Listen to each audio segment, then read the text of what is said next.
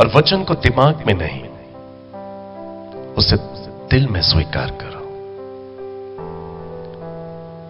अगर आप परमेश्वर के वचन को यहां से सुनेंगे, यहां समझेंगे, यहां इकट्ठा करेंगे, आप कभी भी आज्ञाकारिता में नहीं उतर पाएंगे। आपके पास एक अच्छा ज्ञान होगा पर आज्ञाकारिता नहीं होगी। But when you understand the word of God from here, जब आप यहां से समझते हैं, देयर विल बी ओबीडियंस, वहां पर आज्ञाकारिता आ जाती है। आप अपने आप ही अपने प्रभु के लिए जीने लगते हैं। फिर आप प्रभु और अपने बीच में कोई हिंड्रेंसेस, कोई रुकावट, कोई ऑब्स्टिकल फील नहीं करते, क्योंकि आप यहां से विश्वास के साथ समझते हैं। Now holy spirit reveal his heart to me this evening.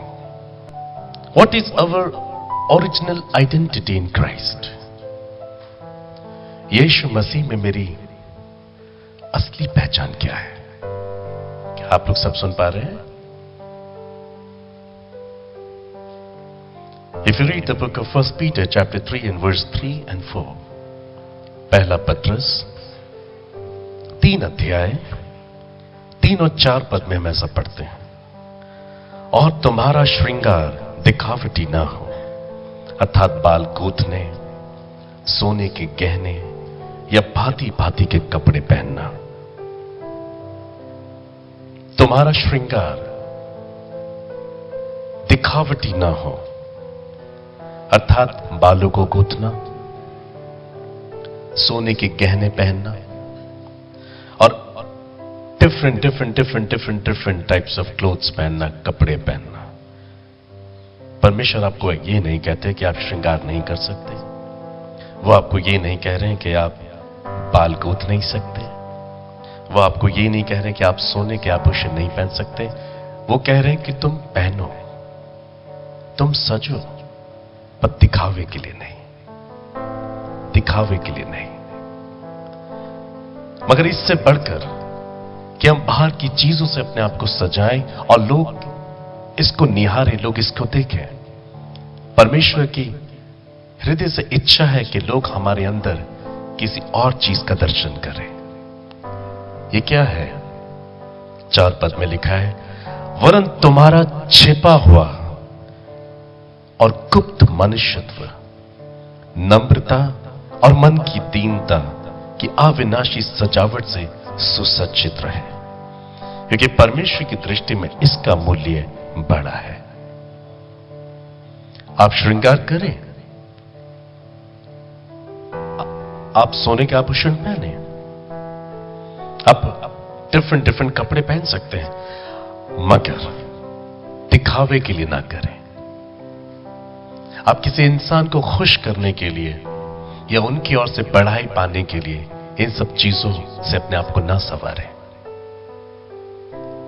Wear your clothes for the glory of Jesus. Wear your watch for the glory of Jesus. Drive your car for the glory of Jesus.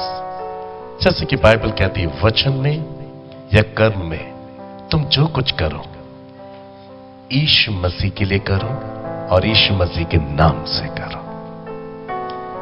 Why God created man? Bible says He created man for His glory. उसने मनुष्य को अपनी महिमा के लिए बनाया। Now check your heart. Are you glorifying Jesus through your life? क्या आप अपने जीवन से यीशु मसीह की महिमा कर रहे हैं?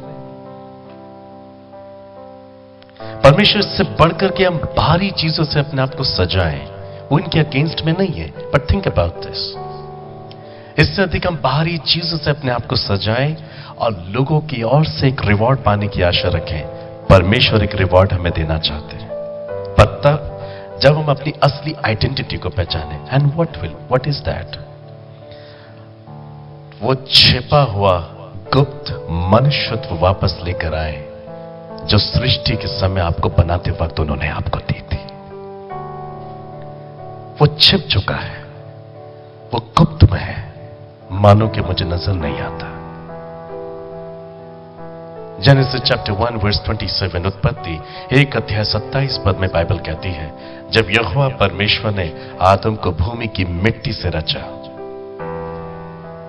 और जब अपनी नथनों का श्वास उसमें फूका, वो जीवित प्राणी बन गया। कुछ एक वक्त के बाद उसने उसकी ही पसली से उसके लिए पत्नी को भी बनाया। पर बाइबल कहती जब उसने मनुष्य को सृजा तब उसने कहा बहुत अच्छा है। इट वॉज गुड, बहुत अच्छा है। परमेश्वर ने क्यों उनको बहुत अच्छा कहा? क्योंकि वो परमेश्वर के स्वरूप और समानता में ढाले हुए थे। परमेश्वर के स्वरूप और समानता उनके अंदर एग्जिस्ट थे। परमेश्वर पवित्र थे, वो भी पवित्र थे। परमेश्वर ईमानदार थे, वो भी ईमानदार थे। इसलिए बाइबल बताती है दिन की ठंडी धूप में यहोवा परमेश्वर आदम हवा से रोज मिलने आया करता था और वो ईश्वर को निहारते थे, उसके साथ वक्त बिताते थे।